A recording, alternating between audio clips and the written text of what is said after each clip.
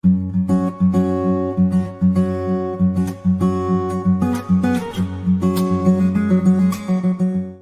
sertamu. Inilah Injil Yesus Kristus menurut Santo Matius. Pada suatu hari, Yesus keluar dari rumah dan duduk di tepi danau. Maka datanglah orang banyak berbondong-bondong lalu mengerumuni Dia. Sehingga Yesus naik ke perahu dan duduk di situ. Sedangkan orang banyak semuanya berdiri di pantai. Yesus mengajarkan banyak hal kepada mereka dengan memakai perumpamaan-perumpamaan. Ia berkata, ada seorang penabur keluar untuk menabur. Pada waktu ia menabur, sebagian benih itu jatuh di pinggir jalan.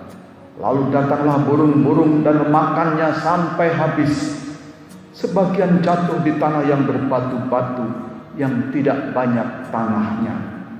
Lalu benih itu pun segera tumbuh karena tanahnya tipis.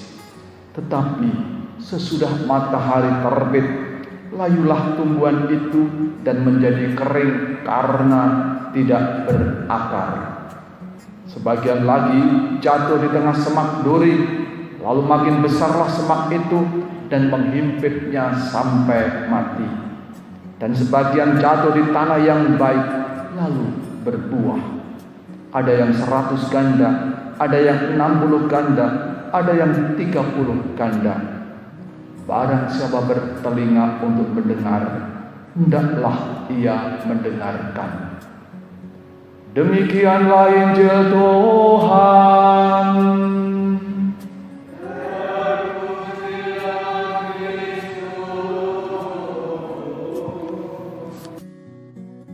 Bapak Ibu, Saudara sekalian terkasih, bacaan pada hari ini dengan cukup jelas mengajak kita merenungkan mengenai sabda firman Tuhan. Sabda Tuhan itu bukan hanya omongan biasa, tapi sabda Tuhan itu adalah kebenaran dan hidup manusia yang sejati. Barang siapa mampu mengerti, mendengar sabda Tuhan itu dengan sungguh-sungguh, ia menemukan hidup dan kebenaran yang sejati.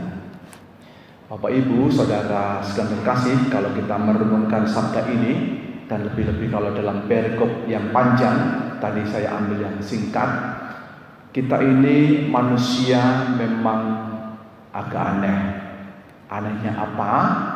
Dalam hidup ini ada sesuatu yang sangat penting, sangat-sangat penting, sangat vital, menentukan hidup dan mati kita. Sungguh-sungguh menentukan hidup dan mati kita dalam arti yang seluas-luasnya, sedalam-dalamnya. Tidak hanya mati di dunia, tapi mati untuk selama-lamanya. Itu ada. Tetapi meskipun ada yang sangat hakiki, sangat penting itu, sangat luar biasa itu, ternyata banyak manusia yang tidak menggagas, tidak menggubris. Untuk apa? Yang penting kan makan minum hari-hari, itu yang paling penting. Selain itu sudah tidak ada lagi. Itu sungguh aneh kalau kita mau merenungkan sabda Tuhan hari ini.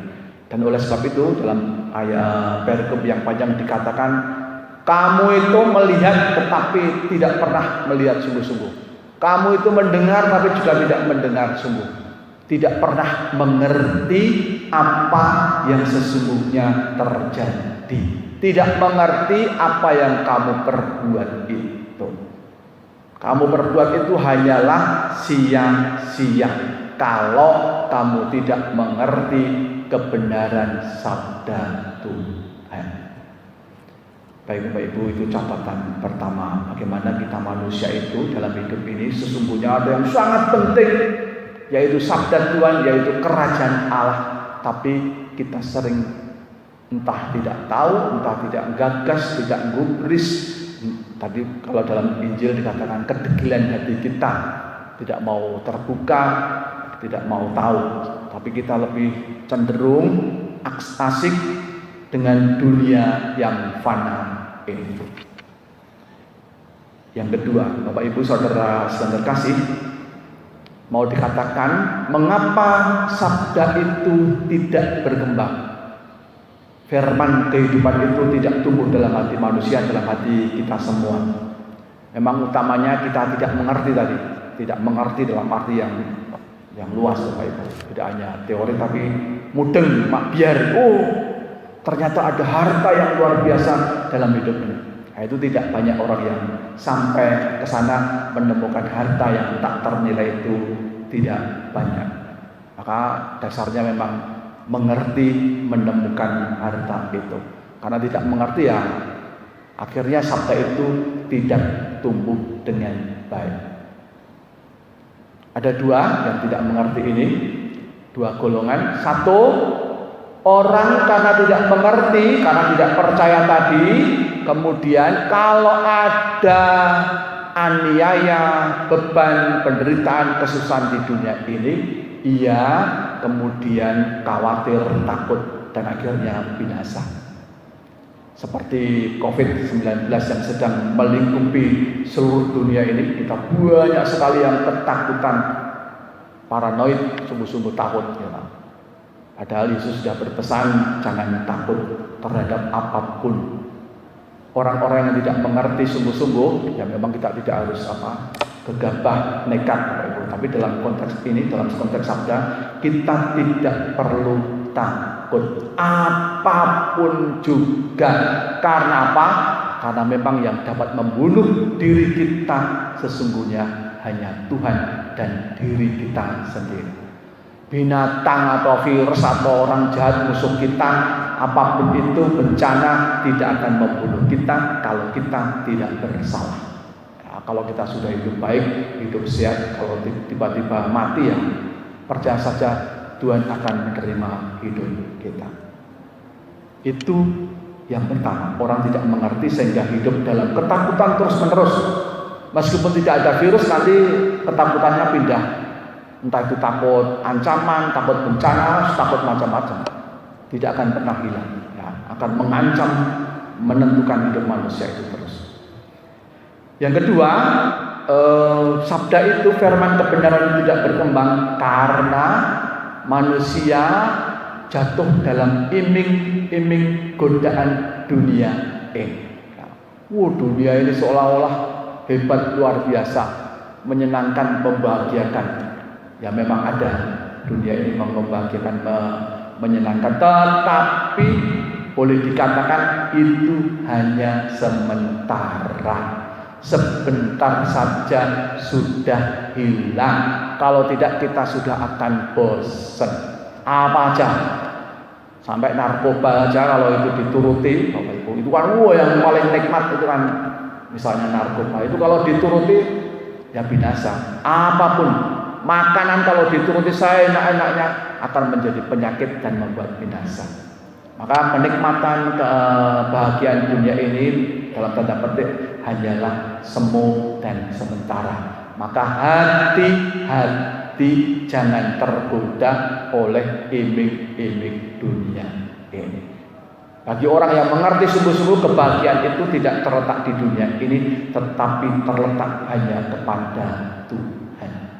Dia tidak akan mudah tergoda terhadap macam-macam godaan dunia ini, karena ia menemukan kebahagiaan sejati itu hanya ada pada Tuhan. Baik Bapak Ibu, itu secara singkat mengapa sabda itu tidak berkembang dalam diri kita.